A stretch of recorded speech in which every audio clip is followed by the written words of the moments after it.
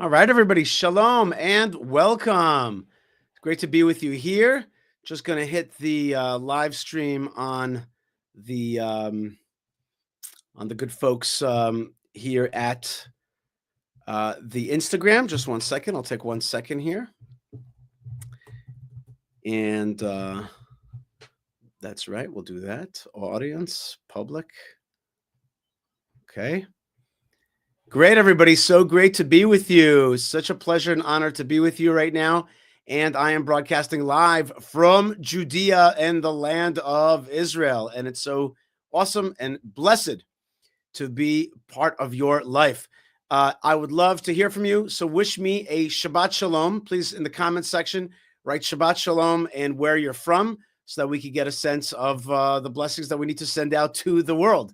So do write to me. Shabbat Shalom and where you're from. That would be a lot of fun for us for sure. So let's see if we can get a few people to do that and I could send you blessings. Shabbat Shalom, Linda, and Shabbat Shalom to folks around the world. Shabbat Shalom from Idaho. All right, Maryland. Thank you so much.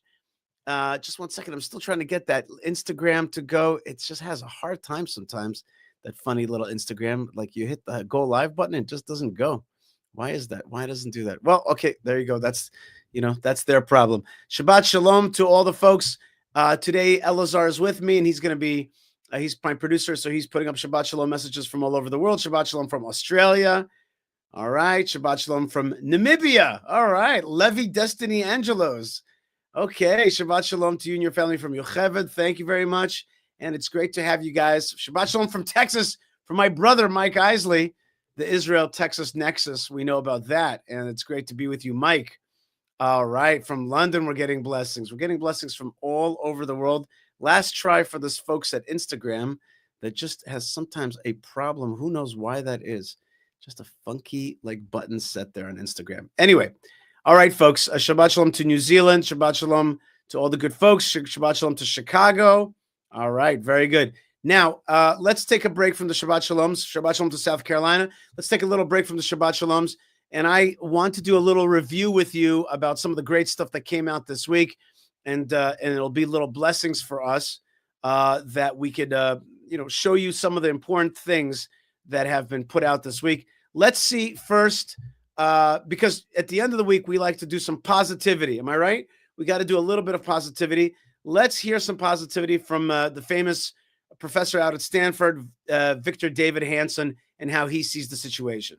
Conversation a year ago, and I said to you, Iran's going to send 500 projectiles into Israel. Only about 1% are going to do anything and no damage. And in retaliation, Israel is going to send 300 planes and destroy entirely all of their air defenses. Then they're going to go into Hezbollah, and they're going to target with pagers and blow up 4,000 explosions. And then they're going to go into no man's land, the graveyard of empires, and to Lebanon, and they're going to destroy the whole apparatus of Hezbollah. And then they're going to go into Gaza after October 7th and destroy this terrorist Hamas. And then they're going to finally retaliate to the Houthis and destroy their port facilities and their power grid.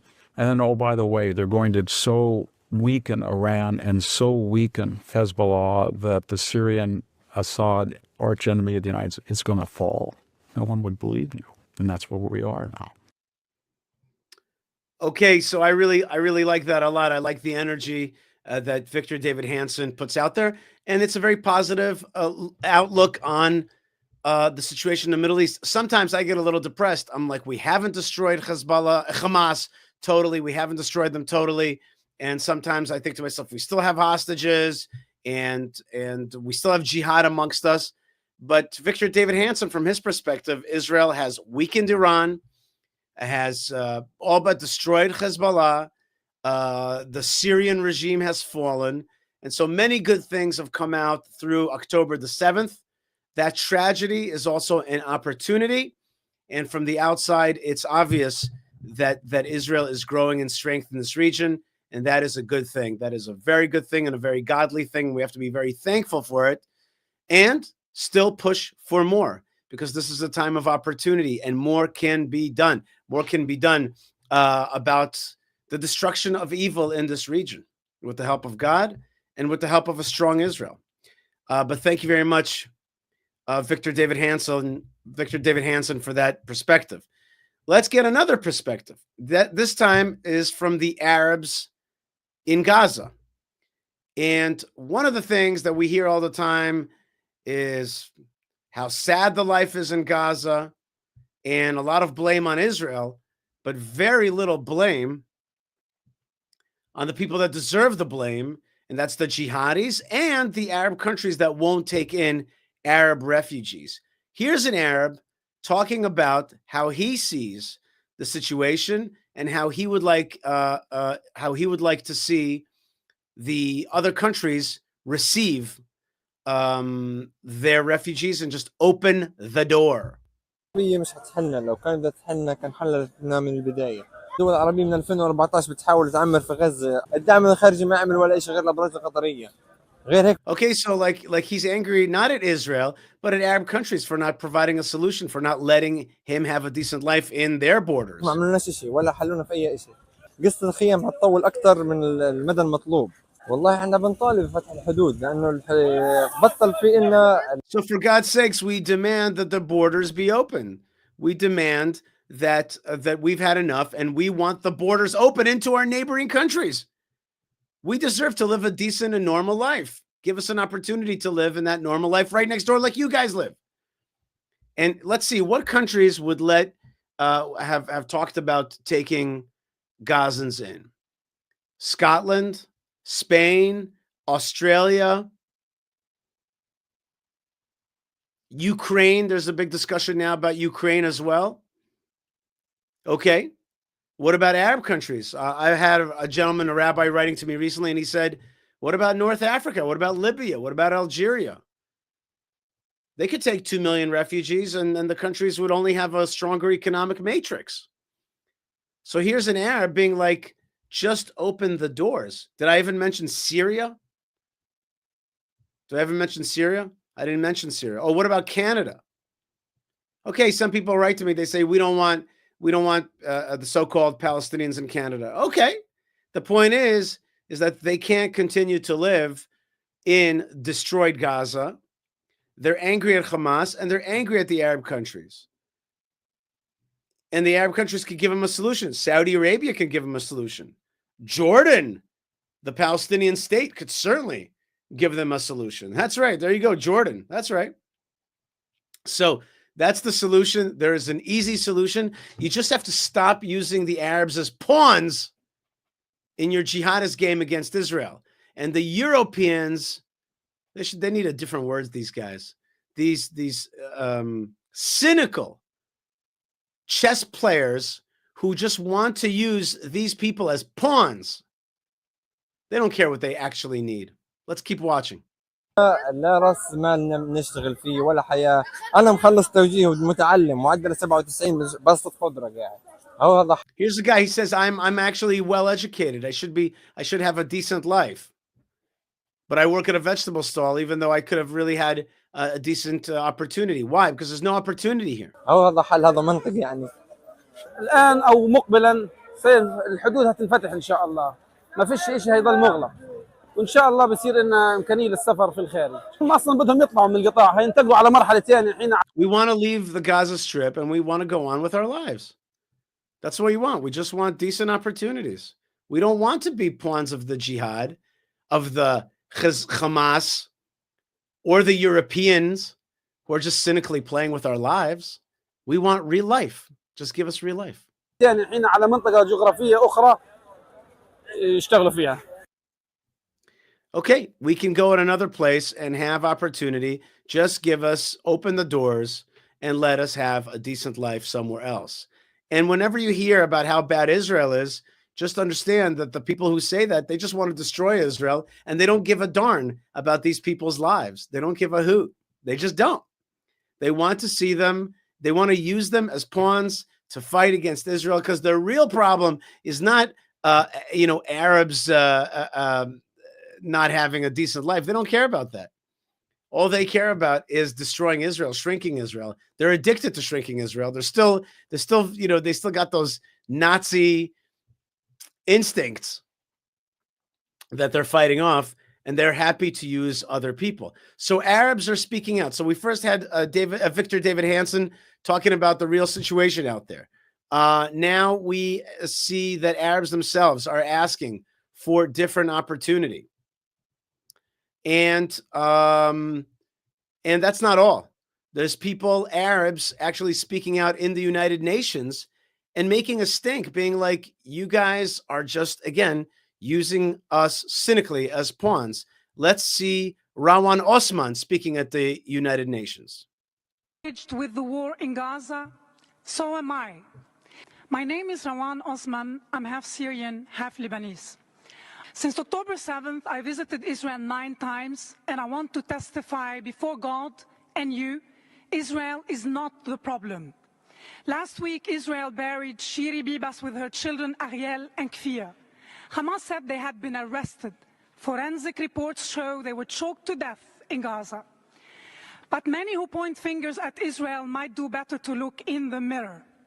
I asked Qatar, why didn't you arrest the Hamas chiefs in Doha and demand release of the hostages? Why did you finance terror? And I asked Iran, why do you send billions to Hamas and Hezbollah instead of liberating your own people who are suffering oppression and poverty? Egypt, you charged Gazans thousands of dollars to escape the war. How can you lecture about the morality of displacing Gazans? Jordan, why have you refused to accept any Gazans? Are they not your own people? Lebanon, instead of discussing Hezbollah's political role, ban the party. Syria, if the new president is sincere about his transformation, I ask him to return the body of Eli Cohen. It's been 6 decades. Allow his wife to bury him before she dies. Hamas abuses dead bodies. Be a better Arab. Be a better Muslim.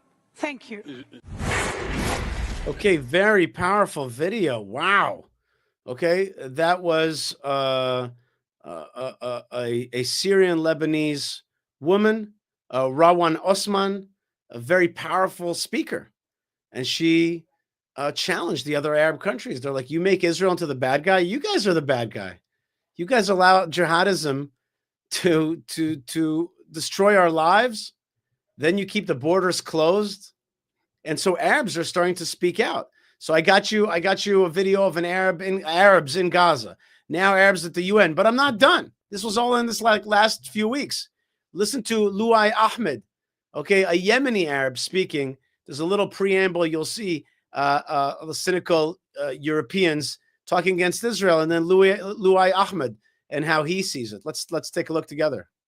Justifies the appalling manner in which Israel has conducted its military operations in Gaza, which consistently breached fundamental principles of international humanitarian law. I give the floor to United Nations Watch. High Commissioner, my name is Loy Ahmed and I come from Yemen. I ask the UN, the Arab League, and everyone who has been raising the Palestinian flag since October 7, where is the flag of Yemen? In my country, 500,000 people have died in the last 10 years. The biggest famine and humanitarian crisis in modern history. Why does no one care when 500,000 Yemenis die? What about Sudan? In less than 2 years, more than 150,000 people have been killed. Where is the flag of Sudan? What about Syria? 500,000 Syrians have been killed. Where is the Syrian flag? High Commissioner, why is it that when Arabs kill millions of Arabs, no one bats an eye? Where is the outrage and where are the protests? Why don't you mention the Houthis in Yemen who have spent millions of dollars firing missiles at Israel instead of feeding my starving people? May I ask why your report mentions Israel 188 times, yet fails to mention the Islamic regime in Iran even once? How can you speak about the conflict while ignoring the party that has armed, trained, and funded terror proxies like Hamas, Hezbollah, and the Houthis who have been bombing Israel thousands of times? And why is Qatar sitting here as a member of the Human Rights Council when they host the Hamas terror leaders in luxury hotels? Okay, awesome stuff from Luai Ahmed. Also challenging these are Arabs, right? These are Arabs. These are Yemenites. These are Syrian folks and Lebanese folks and Gazan folks. They're just challenging this kind of like Euro Euro jihad axis. That's what I call it, the Euro jihad axis. They're challenging it, and they're just saying, you guys aren't telling the truth. And there is 500,000 people actually starving in Yemen, and the world doesn't care. And so they are challenging it, and I think effectively, but we have to reverberate and rebroadcast their words and amplify their words. We have to say them loud and clear. Thank you very much to Yo for sending us a super chat. And that's right, super chats is an amazing way to bless what we're doing today. She says, Shabbat Shalom, everyone. Thank you for this amazing channel. Thank you, Yo. And thank you, everybody out there. And we do appreciate that. And it's a great way to send a blessing and a tithe to Israel today, right before Shabbat, a little bit of blessing to our programming. And I think those were some very serious, we heard some very serious words from Arabs who want a different opportunity and a different life. Now, let's shift gears a little bit. And I've seen a lot of people asking me about the hostages. People are asking me about the hostages. Well, some of the freed hostages went and met with President Trump. And let's play that video of them talking and explaining to President Trump what they went through and describing it in painful detail. Let's take a look at that. On October 7th. Yes. So this was hell, huh? It was the worst thing that anybody can go through. Right. I don't know if you caught that. So he asked, were you guys all taken on October the 7th? Let's play that again. Were you all taken on October 7th? Yes.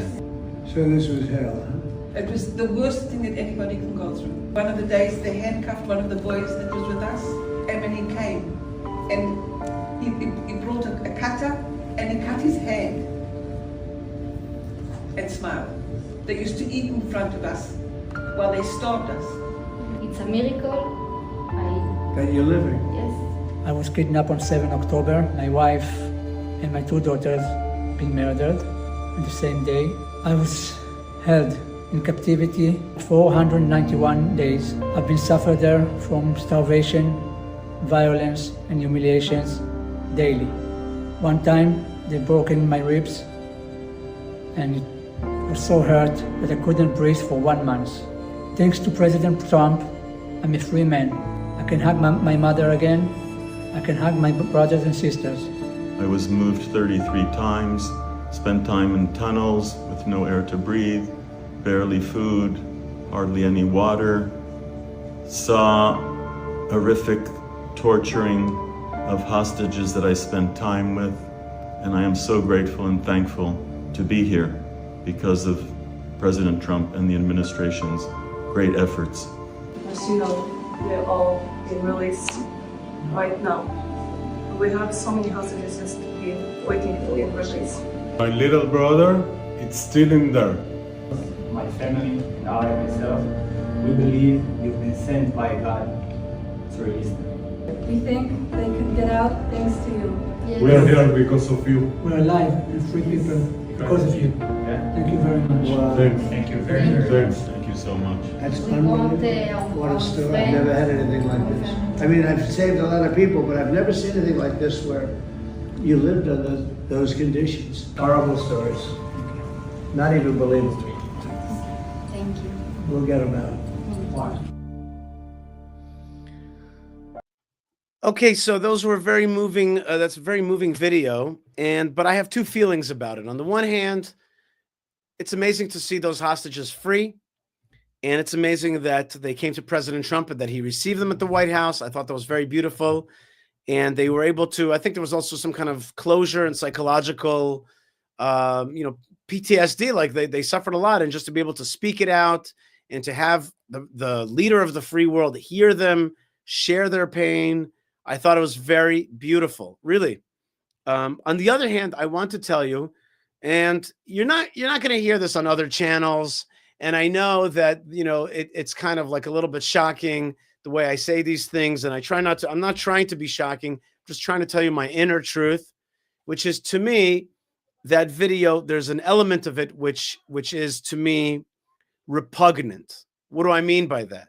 I mean to say it breaks my heart to see Israelis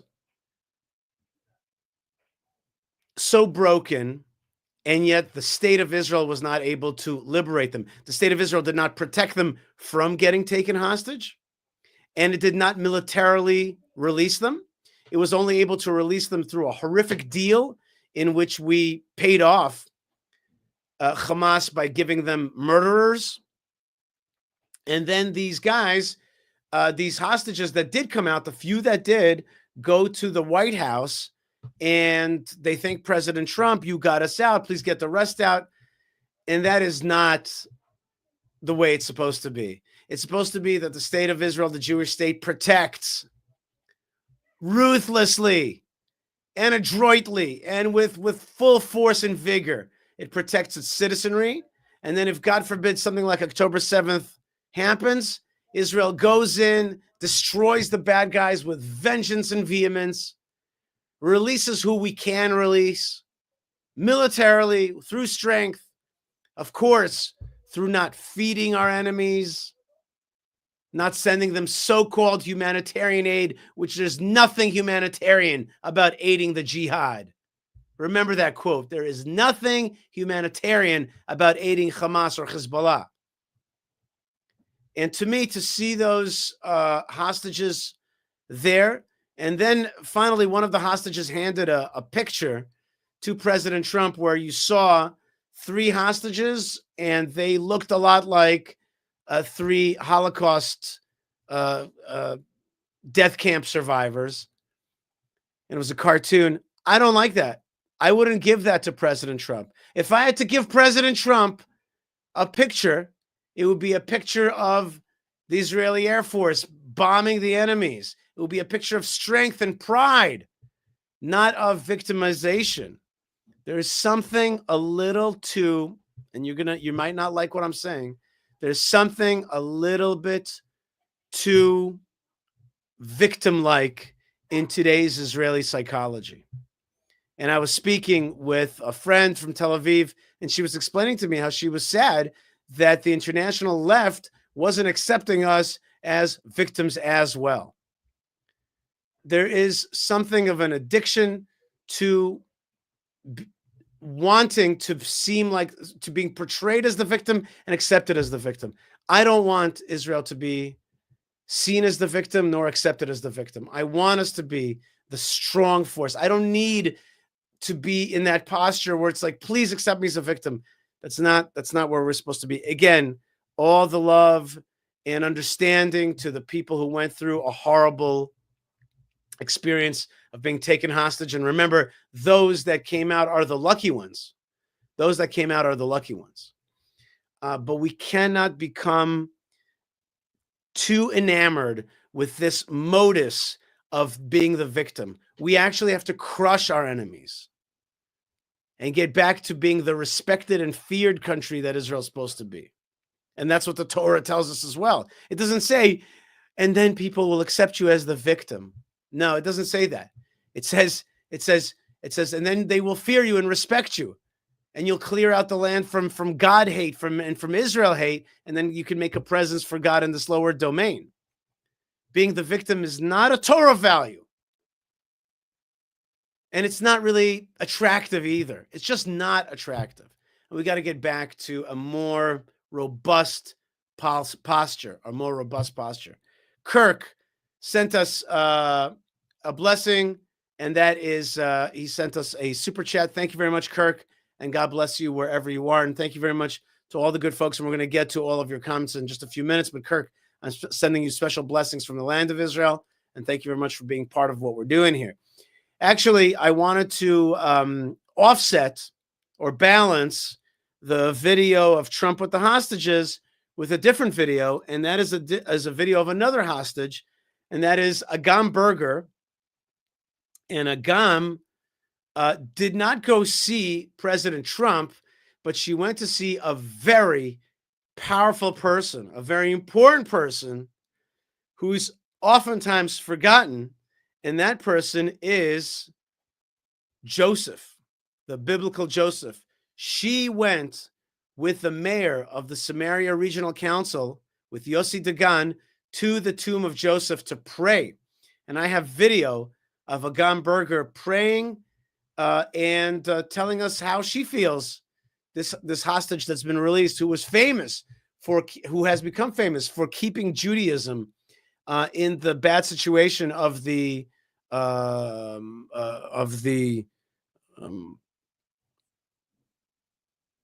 stolen, of being taken, of being kidnapped, and of being held hostage.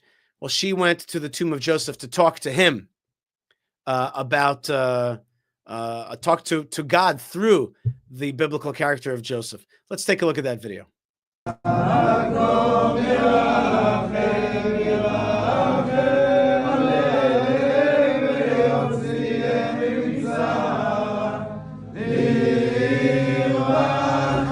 באמת לא לשכוח אף אחד.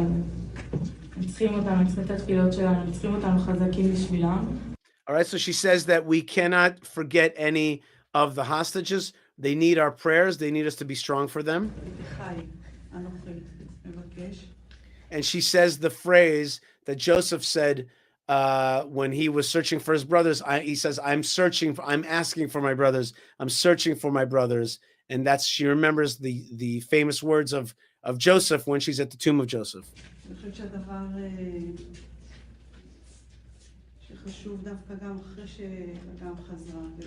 This is the mother of Agam. She says the thing that's important to remember after Agam came home.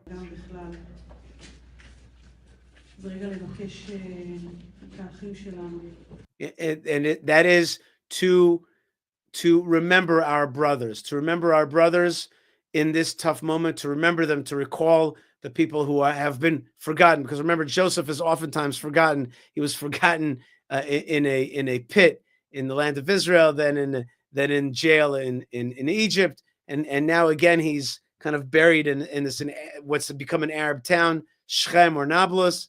And she's like, no, we got to remember our brothers.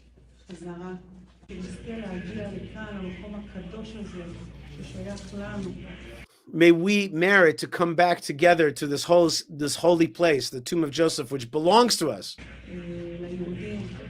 To the Jewish people, this tomb belongs. And not in the middle of the night under threat from the jihad, which is the way we go to the tomb of Joseph today. Without needing an army escort.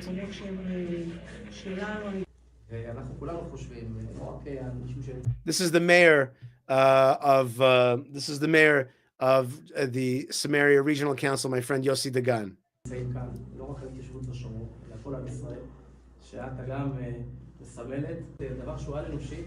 He says not just for us in Samaria, but all over the country, you, Agam, represent something that is superhuman. A real Jewish woman. You kept Judaism and you told us amazing story that made our hairs stand up. You kept kosher. You kept the pride of the Jewish people. In impossible situation, in impossible odds, that nobody could have stood up to it, and you stood up to it, and they respected you for it, says Yossi Dagan. The enemies respected you for it because of your conviction and strength. Those barbarians did respect you because you had respect for Judaism and for God. May we come to the tomb of Joseph in a full way, not just in the middle of the night. In the middle of the day, we should come to the tomb of Joseph with the flag of Israel in this holy place. Wait 1 second. So this rabbi, I think this is Rabbi Lebanon, he says you were given the opportunity to see good in all of Israel and to be a harbinger of good news. And this is one of the generals that's in charge of that area. He says that Joseph, after he was sold by his own brothers and he got to Egypt, he was far away from the house of his father, but he was able to still keep the faith.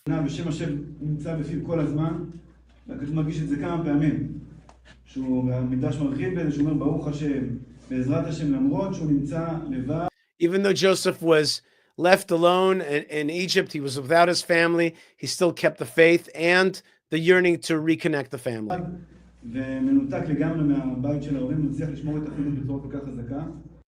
And that's exactly what you, Agan Berger, were able to do. You were totally detached, and you were able to keep your Judaism and keep your faith and keep your connection to the family. So, those are two different videos of the hostages, and we really pray for all of them, and we pray for their continued survival.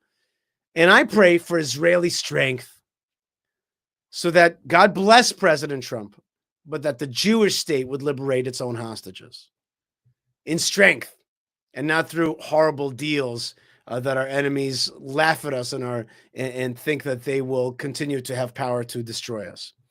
All right, friends, we're running towards the end here, and because it's before Shabbat, I want to ask Elazar to please start putting up some of your beautiful comments so that we can start blessing you. But before we do that, just one more second, Elazar. Before we do that, I want to say that there are ways to support our programming and to be part of what we do. First, you can write me an email, yishai@yishaifleischer.com. Another way to support the show is through buymeacoffee.com/Yishai. That's a great way to support what we do. And of course, everything that we do, beautification of the land of Israel, buying tractors for farmers, spreading the Torah of Abraham, the Abrahamic faith throughout the world. That is all doable through fightforisrael.org. So definitely, please share with us your blessings, and we're sending you blessings right back.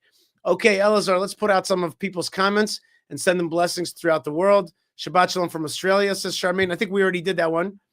Shabbat Shalom from Johannesburg. God bless you, Joburg. And let's keep going. Shabbat Shalom from Arkansas. Great. God bless you and thank you. Shabbat Shalom from Tennessee. Thank you and blessing to you, Rhonda. Terry says Shabbat Shalom. He's got a Texas hat on. I don't know where he's from. Liberty and Justice for All says Shabbat Shalom from Indiana. Thank you and blessings to you. From Corsica, the island of Corsica, where Napoleon came from. Claude says Shabbat Shalom. Very cool. Shabbat Shalom from the United Kingdom says cool cat. And yet the picture is of a monkey. It's a question. I don't know what the answer is. Good Shabbos from Amsterdam. A good Shabbos to you, Masada 2215. Very good. All right. Awesome. Awesomeness. Shabbat Shalom, Daniel says from New York City. How you doing, Daniel? And this is awesome. What an opportunity. And, before I go on, Michael Ben David says Shabbat Shalom from Toronto, Canada.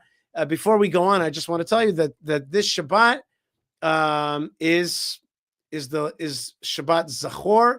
Today we're going to talk about this Shabbat. We're going to talk about, if we can take that comment off for a second, Elazar. This Shabbat we're going to remember the what Amalek did to the Jewish people and the insistent and consistent fight of God against the Amalekites. And this week we're going to have Megillat Esther, the Purim. We're going to read about Esther. We're going to learn the famous phrase, for such a time as this. Who knows if you didn't become queen for times such as this? If you came to the power for a time such as this, and that's exactly the time that we're living in, a time such as this, a time of power. Hashem has given us power, and the way to do it is to use that power, and then, of course, give him the credit. That's the way to do it right. He wants us to use the power that he's given us.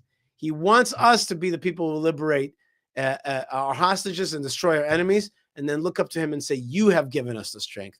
That's the proper way to use the power that God gave us.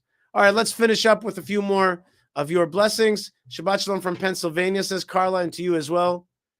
God bless you, Carla. Shabbat Shalom from Silver Spring, Maryland. Be safe, well, and may we all be Zoche to be Yotzei Shabbat, to married, complete salvation. May we keep the Sabbath properly and married, complete salvation. Amen. Thank you very much, Buckthorn Studios. And Casablanca says Shabbat Shalom from Kent, Ohio. Thank you very much. Blessings to you, sir. Larry says Shabbat Shalom from Teaneck. Larry, God bless you. I'll be in the U.S. in a few weeks. Yo says, if you missed Yishai's last rant last week on being wimpy, you could see it here. There's a YouTube link in the comments. And indeed, there used to be this commercial for a hefty cinch sack. And they used to say, wimpy, wimpy, wimpy, hefty, hefty, hefty. We cannot be wimpy. We got to be hefty. We got to be strong right now. And you can check out a video. I discussed that as well. Okay, let's keep going. Any more? Shabbat Shalom from Medellin, Colombia. Okay, great. God bless you, Warren. Thank you so much. Shabbat Shalom from Italy. Arrivederci. God bless you. Love from New Jersey, says Tom. God bless you, Tom.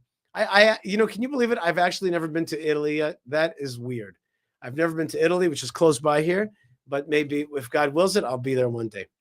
God bless all of you folks out there. I want to thank the folks that make our show get out to the world, including Yocheved and Moshe and David. And we got a new guy, Netanel. Everybody bless Netanel. Everybody bless Netanel for good work and success in our operation to send out the truth of strong Israel and a godly blessing for the land of Israel. And all of the values that we encompass, we're trying to bring it out to the world through broadcasting. So let's send the message to Netanel. May he be successful in his efforts to help us send the message out. If you paid attention, we heard from so many good people, from Victor David Hansen, from Arabs who won out of Gaza. There's one more video. I missed it. Here's one more video for you to finish off this week. This video is the difference between light and darkness. Light and darkness. Let's take a look. When you live in a society where the firefighters are the heroes, little kids want to be firefighters. When you live in a society where athletes and movie stars are the heroes, little kids want to be athletes and movie stars.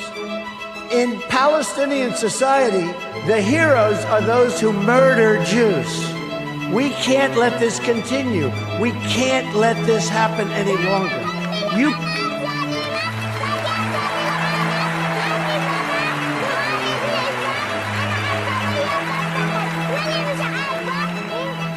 cannot achieve peace if terrorists are treated as martyrs.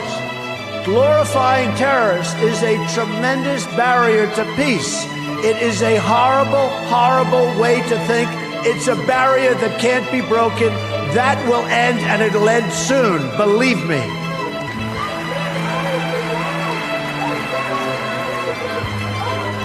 In Palestinian textbooks and mosques, you've got a culture of hatred that has been fermenting there for years. And if we want to achieve peace, they've got to go out and they've got to start this educational process. They have to end education of hatred. They have to end it, and now. Very powerful messaging from President Trump. And I think that we should be all very thankful. I'm thankful that there's a leader today with such influence that can tell the difference between right and wrong. That's what Maka told me. She's like, the greatest thing about President Trump is that he can tell who's evil and who's not evil. And he doesn't support evil. So we really have to be so thankful for that. And at the same time, not rely on President Trump and instead be inspired by him. Be like, you know what? It's time to call out evil. It's time to call out the UN. It's time to call out the PA in their textbooks. It's time to destroy Hamas. Yeah, maybe calling out is not the right word. It's not enough to call out. We got to fight them, destroy them before they destroy any more children's minds, before they kill any more Jews. It's time to push back. It's time to call them out. It's time to fight. It's time to put light into this world and to fight darkness. Okay? The Torah tells us there's a mitzvah, a commandment to destroy evil. Ohavei Hashem, sin'u ra. Lovers of Hashem hate evil. That is a mitzvah. And I think I want to leave you with that video because I think that video is a very Purim video. Call out the evil, destroy the bad guys, and then bring light and safety and opportunity and prosperity to the world. That is the opportunity that we've been given. So Bezrat Hashem, we will do it. Hashem is going to give us the strength to do it. And the awakening, maybe that's Trump. What really Trump is, he's not going to do it for you. But maybe what he symbolizes is an awakening. And I hope indeed that the Jewish people will awaken. October the 7th is an awakening. It's an opportunity. It's an opportunity. Bezrat Hashem, let's get inspired. Let's get inspired to have a good Purim, to celebrate that Purim and to imbibe the message of Purim to be that strong Israel. I want to send you blessings to wherever you are. Thank you so much for being with me, wherever you are around the world. God bless you. Please subscribe to our channel. You're right now listening live. Subscribe to our channel. Bing, just subscribe, like, write a comment, support in the support links below, and be part of it. We're fighting a fight.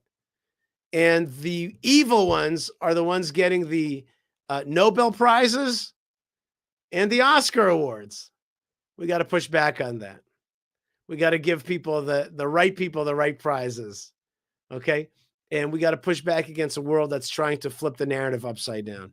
All right, everybody. If I don't get off the show and get to cleaning the house and getting ready for Shabbos, my wife is going to flip my narrative upside down, if you know what I mean. And so therefore, I better get to work. Bezrat Hashem, I want to wish you a Shabbat Shalom and blessings from the land of blessings. Thank you to everybody who's been part of it. God bless you wherever you are. Stay tuned, stay strong, stay connected, and Shabbat Shalom.